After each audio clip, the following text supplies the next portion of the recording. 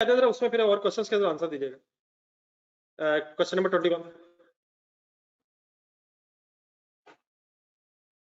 Question number 21 की requirement होना। इसके अलावा प्लीज जितनी बातें हुई हैं वो सब एज इट इज है। क्या रिक्वायर्ड है? सिर्फ क्या रिक्वायर्ड है, एक पेज छोड़ दें, एनालिसिस ऑफ इक्विटी के लिए भी स्पेस रखें और वर्किंग्स में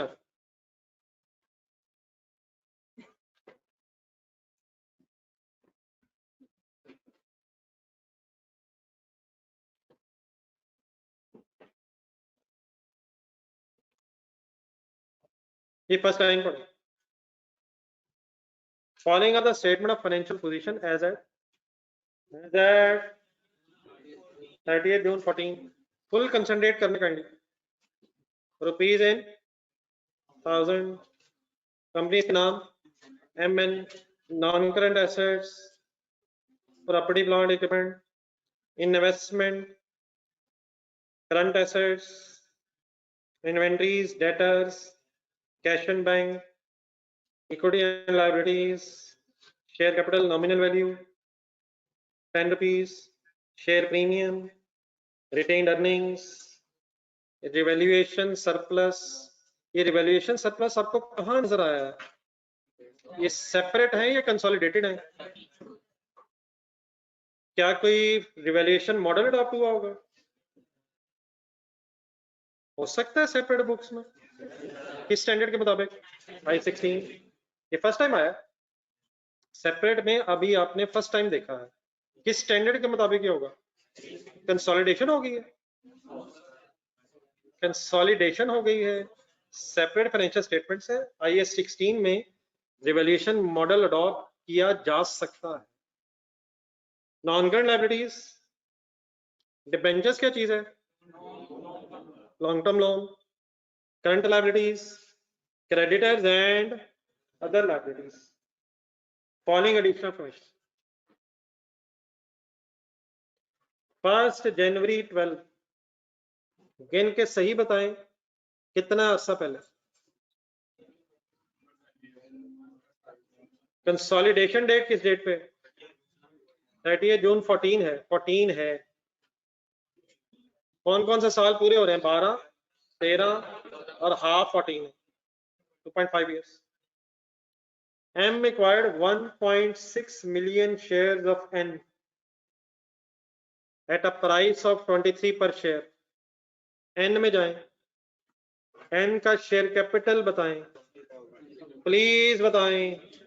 20,000, 20 मिलियन। एक शेयर की प्राइस नॉमिनल बताएं, कैलकुलेटर उठाएं, कितने मिलियन शेयर्स हो गए? कितने मिलियन शेयर्स हो गए? 2 मिलियन शेयर्स में से पेरेंट ने कितना लिया है? पेरेंट की परसेंटेज बताएं। कितने मिलियन शेयर्स बन गए? 2 मिलियन। तो मिलियन में से 1.5 मिलियन मींस 80% पेरेंट हो गया और एनसी कितना हो गया? समझ आ गया प्लीज? ये ऑनलाइन स्टूडेंट्स आप लोग क्लियर हो गए? ये तो वर्किंग रिपीट हुई है वैसे यार। 23 रुपए क्या बीच में? वो भी ठीक है, लेकिन उसने शायद 23 का खरीदा है। 23 का खरीदा है। जब खरीदेंगे तो प्रीमियम वगैरह वर्ड ज़हन में लाना जरूरी नहीं है, या जरूरी है? ये इन्वेस्टमेंट है। किसकी इन्वेस्टमेंट है? 1.6 मिलियन कैलकुलेटर पे लिखा है, इंटू 23 करें, 36.8 मिलियन का मीनिंग बताएं। कॉस्ट ऑफ इन्वेस्टमेंट, लेकिन ऊपर जाएं, ऊपर तो 42,000 आ रहा है। अदर इन्वेस्टमेंट्स भी हो सकती हैं। फुल कंसंट्रेट करें, दोबारा 1.6 मिलियन लिखें। क्या है 1.6 मिलियन? एक शेयर कितने का खरीदा है?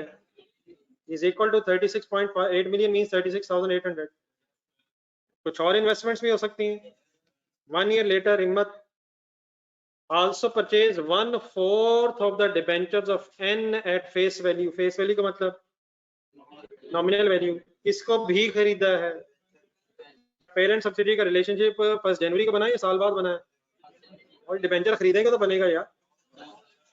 किसने डिबेंचर खरीदे हैं? पेरेंट ने कितने खरीदे हैं। सब्सिडी की स्टेटमेंट ऑफ फाइनेंशियल पोजीशन में जाएं, 12,000 ढूंढें। 12,000 1/4 है।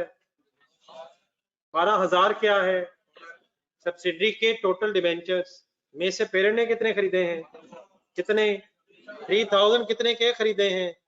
3,000 ही खरीदे हैं। 3,000 के ही खरीदे हैं। ऐसे क्यों हुआ है? फेस वैल्यू पे है। फेस वैल्यू 12,000 क्या है? किसके किसके किसके किसके?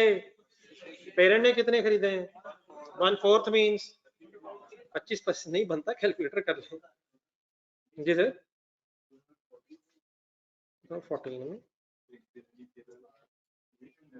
तो ये क्लोजिंग बैलेंसेस आ रहे हैं।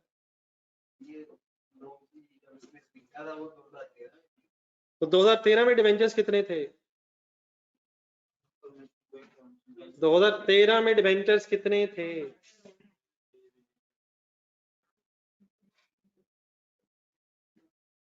डिफरेंट हो सकते हैं, लेकिन अगर इंफॉर्मेशन नहीं है तो कब जो है वो कब थे? ऊपर आए 42,000 पे तरह। 42,000 का एक ब्रेकअप बन रहा है यार, ठीक ठाक ब्रेकअप हो रहा है। 36.8 मीन 36,800 क्या था? शेयर्स की इन्वेस्टमेंट नहीं, अब नहीं 5200 अभी नहीं, शायद अब 3,000 और मिल गए। 3,000 इस इन्वेस्टमेंट में मौजूद होगा। हो सकता है पेरेंट ने सेपरेट बुक्स में एंट्रीज ना की हो सकता है, लेकिन अगर क्वेश्चन में इंफॉर्मेशन ना हो, एंट्रीज की होंगी। अभी भी डिफरेंस है। कितना है? 3200 है या 2200 है?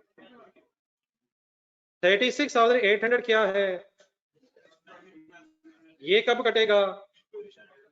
जब एनालिसिस ऑफ इक्विटी होगा। क्या ये तो 3,000 है, ये भी 12,000 से कटेगा। और सर जी कटेगा सर, प्लीज अगला पेज देखें, हलूजन देखें, हलूजन देखें। डिबेंचर हलूजन में भी आए थे। कितने कितने आए थे? 1,000 2,000 कटा था सर। कौन सा बचा था? लाइबिलिटी वाला 1,000 बचा था। कंसोलिडेशन में आएगा। वापस आए, 3,000 किससे कटेगा? 12 से। और कहा कितना बचेगा? लाइबिलिटीज में 9,000 जो बचेगा वो किसके पास है? सब्सिडी के पास नहीं है। सब्सिडी के टोटल डिबेंचर कितने हैं? उसका एनसी भी ना के, एनसी तो रिमेनिंग शेयर होल्डर होते हैं, अदर थर्ड पार्टीज है। एनसी वर्ड कब है? जब शेयर्स अदर इन्वेस्टर्स के पास है। लेकिन डिबेंचर्स अगर अदर्स के पास है, ठीक है, अदर देन पेरेंट के पास है। नॉन कंट्रोलिंग, कंट्रोलिंग की तो यहाँ बहस ही नहीं है। डिबेंचर से कंट्रोल नहीं है। कंट्रोल सब्सिडी का किससे होता है? ऑर्डिनरी शेयर से, ऑर्डिनरी शेयर से। तो 9,000 कहाँ बचेगा? प्लीज कहाँ बचेगा यार? कहीं तो बचेगा। लाइबिलिटीज में या एसेट्स में? लाइबिलिटीज में जो 9,000 बचेगा वो कंसोलिडेशन में। और अगर इन्वेस्टमेंट पूरी कटी नहीं है तो 2,200 रिमेनिंग रह गया। ये फिर as it is consolidated financial statements में आ जाएगा। कुछ बात हजम है प्लीज? ये ऑनलाइन स्टूडेंट्स ओके? मैं रोज ही बहुत कुछ बोल के चला जाता हूँ, मुझे लग रहा है कि मेरी आवाजें टकरा के मेरे पास वापस आ रही हैं। दीवारों से, आपसे नहीं। अगर आपसे टकरा रही है तो शायद कुछ पेनिट्रेट हो गई, लेकिन अगर दीवारों से टकरा रही हैं तो दीवारें जरा ज्यादा सख्त है। क्लियर है sir? Point number 2 sir, at acquisition date retained earnings and surplus of an. ये 15 और 1 क्या?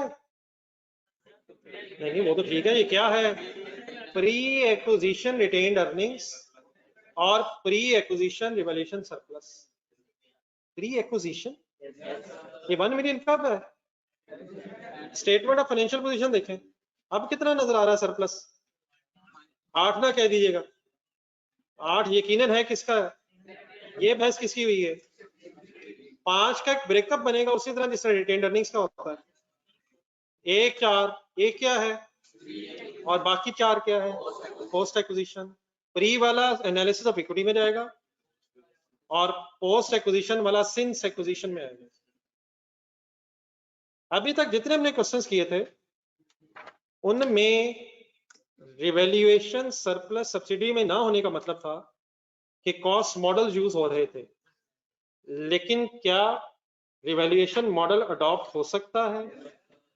और अगर रिवैल्यूएशन मॉडल अडॉप्ट हो गया है तो डेफिनेटली फिर हम दोबारा रिवैल्यूएशंस भी करेंगे। हाँ, ये जरूर हो सकता है कि सारे एसेट्स रिवैल्यू ना किए हों, तो रिमेनिंग हम जरूर करेंगे, लेकिन जो हो चुके हैं उनका सिर्फ क्या करेंगे, एक पैराग्राफ पढ़ें। ये बहुत अरसे से एक पैराग्राफ पेंडिंग था आज के दिन के लिए।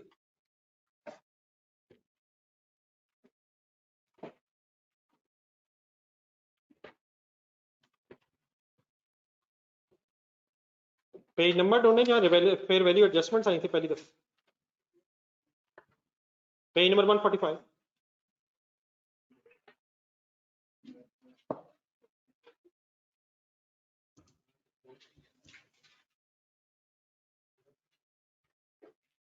Please page number 145, fair value adjustment heading है। इस सारी डिस्कशन को जरा ए पैराग्राफ ढूंढे कहीं। हमने फिलहाल सिर्फ किस कॉन्टेक्स्ट में पढ़ा, a fair value adjustment has not made. अगर नहीं हुई तो कौन करता है? सभी कौन करता है सर? और फिर अगर पेरेंट करे तो कब से कब तक की डेप्रिसिएशन का भी डिसीजन लेता है। लेकिन क्या दूसरा सिनेरियो भी हो सकता है कि ऑलरेडी फेयर वैल्यू एडजस्टमेंट हो गई हो? पैराग्राफ पेज नंबर 148 ढूंढे जरा। पेज नंबर 148 पे एक ऊपर बी पैराग्राफ लिखा होगा, ये अब उसी कॉन्टेक्स्ट में बी पैराग्राफ है। पहले वो ए एक्सप्लेन हुआ है सारा एग्जांपल के साथ, अब बी पैराग्राफ जरा मेरे साथ जरा हाईलाइट कर ले थोड़ा सा। क्या वर्ड्स हैं, शुरू कर अंडरलाइन करें। The fair value adjustment has already been incorporated in the subsidiary books at the date of acquisition। बिल्कुल रिलैक्स रहना है।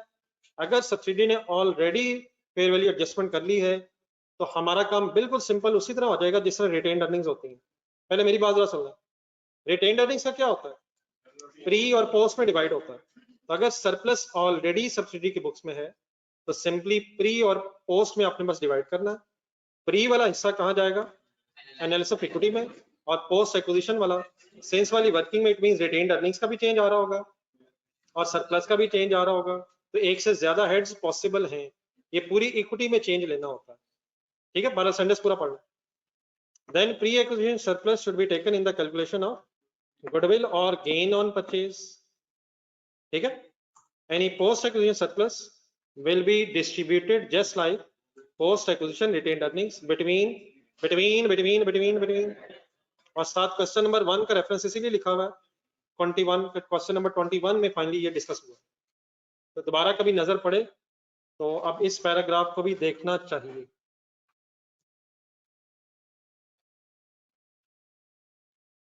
लेकिन बहरहाल एक सेंटेंस और भी ज़हन में रखें, क्या वैसे पेरेंट्स सारे नेट एसेट्स को फेयर वैल्यू पे लाता है? सारे एसेट्स को और सारी लाइबिलिटीज को भी लाता है। तो ये जरूर हो सकता है कि इवन इन दिस केस जो सब्सिडी है उसने कुछ एसेट्स रिवैल्यू करनी है और कुछ एसेट्स अगर नहीं रिवैल्यू किए गए होंगे तो उनकी हम उसी तरह एडजस्टमेंट करेंगे जिससे हम पहले करते रहे हैं। लेकिन ऑलरेडी अगर सरप्लस आ रहा है तो इसका मतलब किसी ना किसी हद तक पहले रिवैल्यूएशन हो चुकी है। उस सरप्लस का बस हमने क्या करना, प्री और पोस्ट में बस कन्वर्ट करना। Every other thing is similar to the retained earnings. Done है सर? Any confusion? 15 क्या है और 1 क्या है, फाइनली वर्ड्स के साथ बोल दो जरा। प्री एक्विजिशन रिटेन्ड अर्निंग्स है और 1 प्री एक्विजिशन सरप्लस मौजूद है। अगली लाइन कौन सा पॉइंट चल रहा? अभी तक कोई एंट्री नहीं आई। एट दैट डेट कौन सी डेट जी? इट्स इंटरनली जनरेटेड ब्रांड का वर्ड जरूर अंडरलाइन करें। Had a fair value of 7 million पे एक मिनट रुक जाए, बाकी आगे सेंटेंस अभी कंप्लीट करते हैं।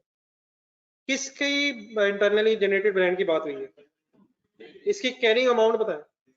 पर जाने दे यार, कुछ तो होगी, हमेशा जीरो क्यों होगी? फेयर वैल्यू बताएं, डबल एंट्री फाइनल बताएं, ब्रांड डेबिट सरप्लस क्रेडिट किस डेट पे ये एंट्री है? प्लीज इसे कॉम्प्लेक्स नहीं काइंडली करें, तरीके बहुत से हो सकते हैं। Make the thing simple. At acquisition date आपने सिंपली एक फेयर वैल्यू एडजस्टमेंट कर ली है। व्हाट इज कैरिंग अमाउंट, और देखो जितनी फेयर वैल्यू है उतना ही सरप्लस बन जाएगा। ये ब्रांड 7 कहाँ जाएगा? नहीं 7 ब्रांड एसेट्स में जाएगा। सरप्लस 7 कहाँ जाएगा? एक्विजिशन डेट पे, at acquisition date analysis of equity में जाएगा। और फिर ये डेफिनेट डिस्ट्रीब्यूट भी होना। ये भी हम ब्रैकेट के बाहर जो कॉलम्स हैं उनके बाहर की वर्किंग कर रहे हैं। सेंटेंस पूरा करें। And an indefinite useful life, ये भी वर्ड्स अंडरलाइन करें। इनडेफिनेट का मतलब नहीं, इनडेफिनेट का मतलब इनडिटर्मिनेबल। इनडिटर्मिनेबल का मतलब हम इसकी अमोर्टाइजेशन चार्ज नहीं कर सकेंगे, लेकिन अगर कोई लाइफ दे देता तो कब से कब तक करते? एक्विजिशन से कंसोलिडेशन। इनडेफिनेट, जिससे land has indefinite useful life. Brands की हो सकता है समटाइम्स ये लाइफ डिटरमिन करने में मुश्किल हो रही हो, कितने ऐसे ब्रांड रहेगा। तो इनडेफिनेट डजंट मींस हमेशा के लिए है, इनडेफिनेट मींस पता नहीं कितने अरसे के लिए। तो कौन सी एडजस्टमेंट तो हमने की है, लेकिन कौन सी रह गई है? रिवैल्यूएशन एडजस्टमेंट तो हमने कर ली है, अमोर्टाइजेशन क्यों रह गई है? इनडेफिनेट यूजफुल लाइफ का क्या मतलब? लाइफ पता होगी तो हम अमोर्टाइज कर सकेंगे। बट जरा ये दो हाईलाइट कर लीजिएगा। नंबर 1 एक वर्ड इसमें आया है इंटरनली जनरेटेड ब्रांड, और नंबर 2 इसमें एक वर्ड आया है इनडेफिनेट यूजफुल लाइफ। एंट्री लिख रही है, चलो आगे। Eight acquisition date